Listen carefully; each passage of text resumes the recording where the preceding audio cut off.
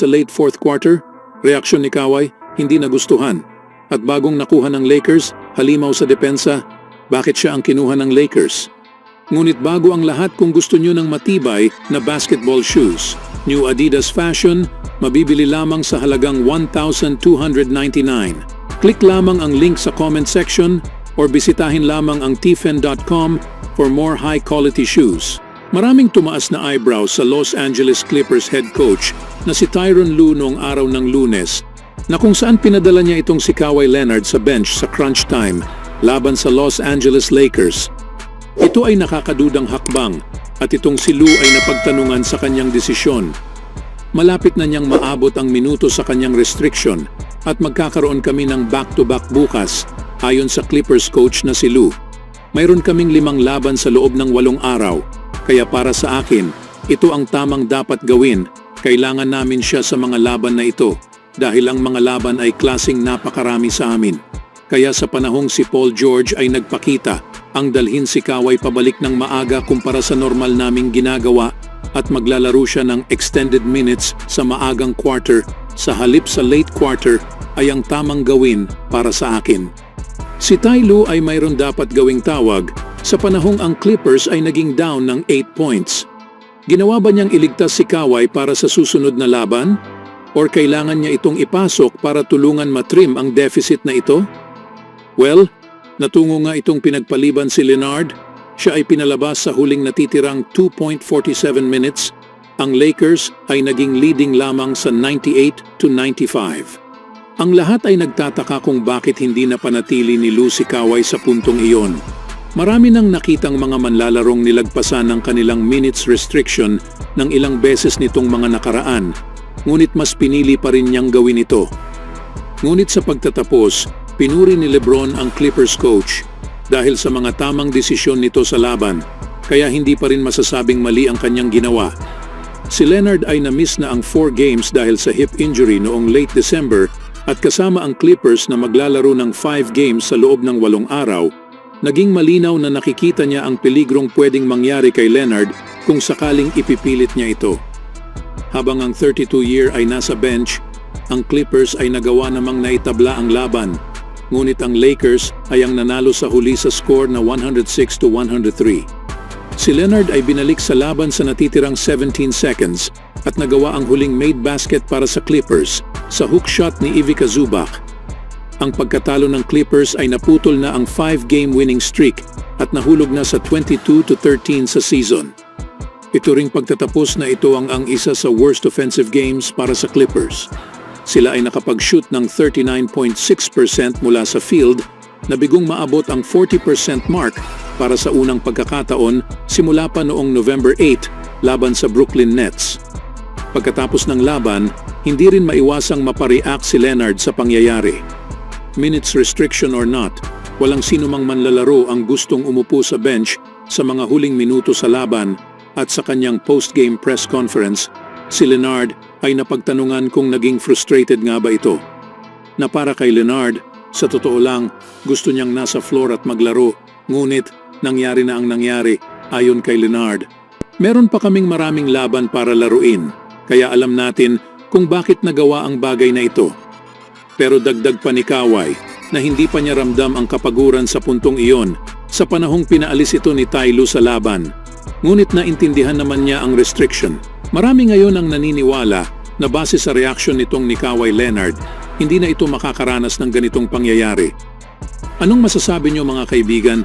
Tama lang ba ang ginawa ni Tyronn Lue? Speaking of Lakers, sila ngayon ay gumawa ng necessary improvements over sa kanilang kasalukuyang paghihirap. Isang araw matapos nilang pinapirma si Dylan Windler sa deal at nag-waive ng 2 young players sa proseso. Ang LA ay napunan na ang final 2-way spot kasama ang third-year guard na siyang nagpapakita ng napakaraming potensyal dahil ang free agent na si G. Skylar Mays ay pumayag sa 2-way deal sa Los Angeles Lakers. Ito ay ayon kay Mark Bartelstein sa ESPN. Siya ay ginugol ang huling 4 na seasons kasama ang Portland at Atlanta. Nagbigay ito ng karagdagang point guard depth sa Lakers. Sino nga ba at gaano kagaling ang panibagong point guard na ito ng team? Isang 4-year mula sa LSU, si Mace ay na-draft sa 50th overall ng Atlanta Hawks noong 2020. Dito niya iginugol ang kanyang rookie year at nagawa ang appearance para sa G League's College Park Skyhawks at umiskor ng 23 points. Matapos ang another uneventful season kasama ang Atlanta, si Mace ay pumirma at na-waived ng Sixers noong 2021. Then nahanap nito ang sarili muli sa G League sa panahon na ito para naman sa Delaware Bluecoats Mexico City Capitanes. Sa loob ng 16 games at 13 bilang starter para sa Mexico City, si Mace ay nakapag-put up ng 19.2 points at 6.1 assists, habang may shooting na umabot sa 46% mula sa field at may 34% mula sa deep. Ang pagbalik ni Mace sa NBA ay nagsimula noong March, kasama ang Portland Trail Blazers, ang una sa kanyang 10-day contract, then nagtungo sa buong natitirang season. Siya ay nagpakita sa Rip City sa 6 games at nakapag-average ng 15.3 points at 8.3 assists.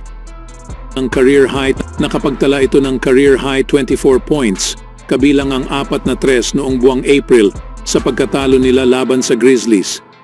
Si Mace ay nasa kanyang 2-way contract pa rin kasama ang Blazers sa panimula ng season na ito at nananatiling efficient sa kabila sa kanyang limitadong oportunidad na may 6.3 points, 3.6 assists per game sa loob ng 21 contest. Isa sa kanyang best performance ay nangyari laban sa Lakers noong November 12 na kung saan nakapag-record ito ng 15 points at na-tied ang career best na may 12 assists. Isang pangyayari kaya nagka-interest sa kanya ang Lakers. Ngunit, ano nga ba talaga ang maidadala ni Mace sa team na ito? Si Mace ay kilala bilang isang matalinong manlalaro at kilala rin bilang isang walang humpay na defender na kaya ring gumawa ng highlight plays. Kaya niyang umiskor sa lahat ng 3 levels at mag-facilitate ng maayos ang lahat habang mananatili ang defensive pest. Sa katunayan, si Mace ay nakapagkolekta ng 41 steals sa loob lamang ng 68 games, isang kahanga-hangang average. Ang ebidensya sa kanyang previous success, si Mace ay laging maaasahan kapag tatawagin na ang kanyang pangalan. Dahil sa kanyang 5 starts sa season na ito, siya ay nakapag-average ng 12 points at 8 assists sa kanyang 42% shooting sa field. Hindi na maitatanggi na si Mace ay isang ideal addition para sa Lakers, lalong-lalo na ngayon sa absence ni Gabe Vincent at sa team's shifting rotations. Ang kanyang high-level play ay ang nagpapanatili sa kanya sa Portland na makasabay sa mga top-level competition. Ang pagiging nanguna ay isang kahanga-hanga.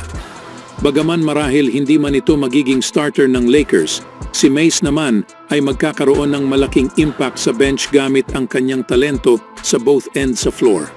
Anong masasabi niyo mga kaibigan sa manlalarong nakuha ng Lakers? Always do it on my own, so I gotta get through it. And the only thing I know is to love what I'm doing. Never give up, never slow, till I finally prove it. Never listen to the no's, I just wanna keep moving.